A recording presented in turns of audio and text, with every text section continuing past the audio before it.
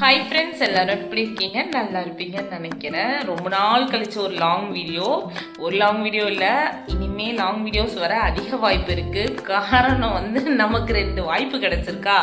அதுதான் எதுக்கான இந்த வீடியோ அப்படின்னா, நாங்கள் எல்லாரும் சேர்ந்து ட்ரிப் போகலான்னு பிளான் பண்ணிடுவோம். உடனே ட்ரிப்புன்னொடனே ரொம்ப தூரம்லாம் எக்ஸ்பெக்டேஷன் பண்ணிடாதீங்க. பக்கத்தில் இருக்க இடத்துக்கு தான் போகிறோம். ஆனால் கிட்டத்தட்ட 15 பேர்கிட்ட போகிறோம். அது நான் டிசைட் பண்ணி உடனே போகிற மாதிரி எக்ஸிக்யூட் பண்ணி அதில் ஏகப்பட்ட சிக்கல். ஸோ அதெல்லாம் நெக்ஸ்ட் வீடியோவில் சொல்கிறேன். அந்த ட்ரிப்புக்கு போகிறதுக்காக நம்ம இப்போ சமைக்க போகிறோம். ஏன்னா எல்லோரும் ஷேர் பண்ணி சாப்பிட்லாம் அப்படின்னு சொல்லிட்டு பிளான் பண்ணியிருக்கோமா.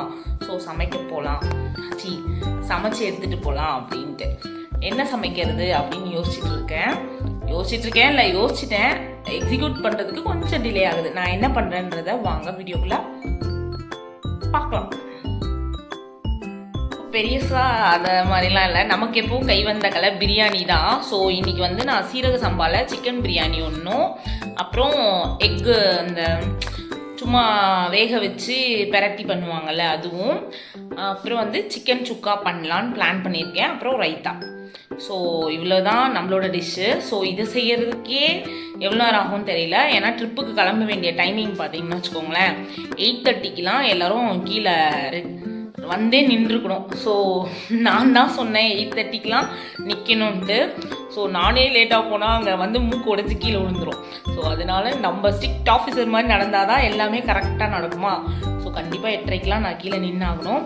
அதனால் நம்மளே போய் லேட்டாக நிற்க முடியாதுல்ல, காரணம் அப்படி இருக்குல்ல. சரி, ஓகே.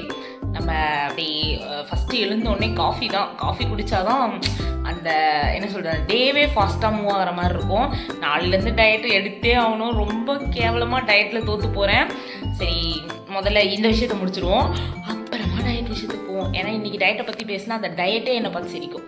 பக்கம் முட்டையை வேக போட்டுட்டேன், இன்னொரு பக்கம் பாலை போட்டாச்சு, காஞ்சும் போச்சு. காஃபி குடிச்சிடுவோமா?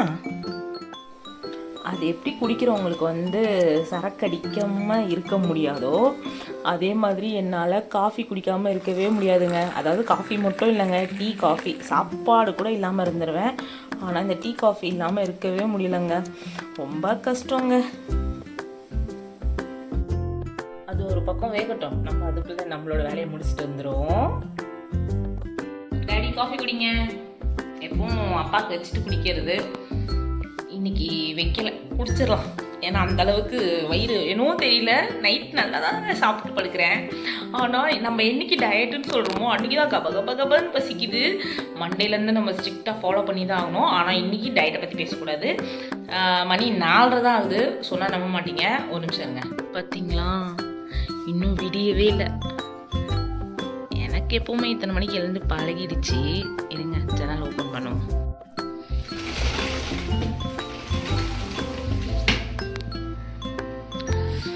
அது என்ன லைட்டாக சந்திரனா ஏதோ தெரிகிறது, தெரியுதா? இன்னும் விடியலை. காலையில் நான் சீக்கிரமாக தான் எழுந்துப்பேன். பட் ஆனால் இன்னைக்கு சீக்கிரமாக எழுந்ததில் ஒரு காரணம் இருக்குது. எல்லோரும் சேர்ந்து, அதாவது லேடிஸ் மட்டும்தான் போகிறோம், கிட்டத்தட்ட 15 பேர்.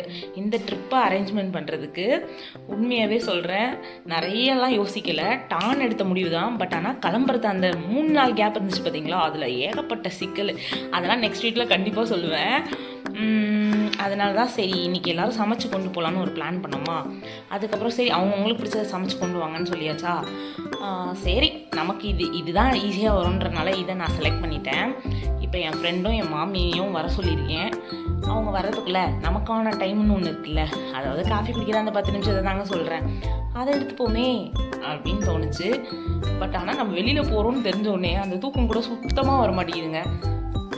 எனக்கு தான் இப்படி எக்ஸைட்டாக இருக்கா என்னன்னு தெரியல. ஏன்னா ஃபஸ்ட் டைம் போகிறோம், அதுவும் எங்கள் ஏரியா கேர்ள்ஸோடன்னு சொல்லலாம். ஹெல்ப் பண்ண மாமி வந்தாச்சு. புதினா கீழே விட்டுட்டேன் வந்த உடனே. ஒரு ஹாய் சொல்லு. காலையில் வேலை வாங்குறதுக்கு கேங்காக வெளியில் போகணுன்னே ஒரே சந்தோஷம் தானே. சொல்றி, நீ தான் தைரியமாக நல்லாச்சு சொல்லு. என்னம்மா அமைதியாக இருக்க? இங்கே ஒரு லைட் எரியுதா? இங்கே இந்த வீட்டு அக்கா, மேல் வீட்டு அக்காவும் தான் வராங்க. வாங்க எழுந்துருங்க சொன்னால் கூட 9 மணிக்கு 10 மணிக்கு தான் எழுந்துப்பாங்க. ஆனால் இன்றைக்கி காலையிலேயே குக்கர் சவுண்ட்லாம் கேட்குது பாஸ். மாமி கட் பண்ண ஆரம்பிச்சிட்டாங்க. நம்ம சமையல் ஆரம்பிச்சிருவோமா? சரி, சமையலை கடகடன்னு பண்ண ஆரம்பிச்சிருவோம். முடிச்சுட்டு உங்ககிட்ட நான் என்னெல்லாம் பண்ணியிருக்கேன், நல்லா வந்திருக்கான்றத சொல்கிறேன். First dish ரெடிங்க. எக், அதாவது வறுவலும் சொல்லலாம், பிரட்டலும் சொல்லலாம். நெக்ஸ்ட்டு என்ன பண்ணலான்னா பிரியாணி ஸ்டார்ட் பண்ணிடலாம். நம்ம ஒரு பிளான் போட்டு சீக்கிரமாக எழுந்தால் கடைசியில் சிக்கன் வர லேட் ஆகிடுச்சுங்க. மணி பார்த்திங்கன்னா இப்போவே 6:40 ஆகிடுச்சு. அடுத்து வேறு பிரியாணியை வேறு ஸ்டார்ட் பண்ணணும். கன்ஃபார்மாக 8 மணி ஆகிடும் போல். என்ன தான் எழுந்தாலும் நடக்கிறதானே நடக்கும். எவ்வளோ ஃபாஸ்ட்டாக ரெடி பண்ண முடியுமோ ரெடி பண்ணிவிடுவோம். ஒரு வழியாக பிரியாணி செய்ய ஸ்டார்ட் பண்ணியாச்சு. சிக்கன்காரன்னா உங்களால் தான் லேட்டு. ஒரு பக்கம் சிக்கன் சுக்கா ரெடி ஆகிடுச்சு. அவ்வளோதான், ஆற வச்சு தான் பேக் பண்ணோம். ஏன்னா மதியானம் சாப்பிட போகிறதில்ல. ஸோ இவ்வளோ சீக்கிரமாக சுட சுட பேக் பண்ணால் என்ன சொல்கிறது, மதியானத்துக்குள்ளே ஸ்மெல் மாதிரி அது அந்த ஆவி அடித்து ஸ்மெல் வந்துடும்ல. அதனால் ஆற வச்சு தான் பேக் பண்ணோம். பண்ணிடுவோம். கடவுளே, பிரியாணி நம்ம எப்போவுமே நல்லா தான் செய்வோம். நல்லா தெரிஞ்சுக்கோங்க, பிரியாணி நம்ம எப்போவுமே நல்லா தான் செய்வோம். பட் ஆனால் என்ன சொல்கிறது, ஒரு இடத்துக்கு போகிறோம், ஒரு விஷயம் பண்ண போகிறோம் அப்படின்னா அன்றைக்கி தான் ஒன்று உப்பு தள்ளி போட்டுருவோம், இல்லை காரம் கம்மியாக போட்டுருவோம், ஏதோ ஒன்று. ஆனால் இன்றைக்கி நான் எதுவும் பண்ணக்கூடாது, நல்லா பண்ணி கொண்டு போகணுன்றது என் மனதளவில் நினச்சிருக்கேன்.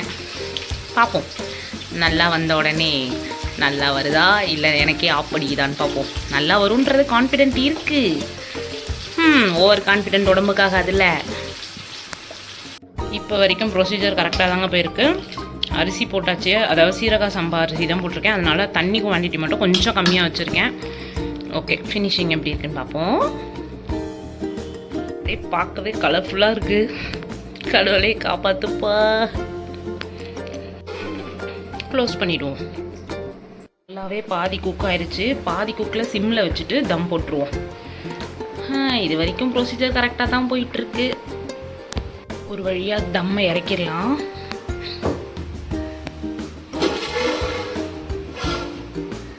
வாவ், சீரக சம்பா பிரியாணி ரெடி.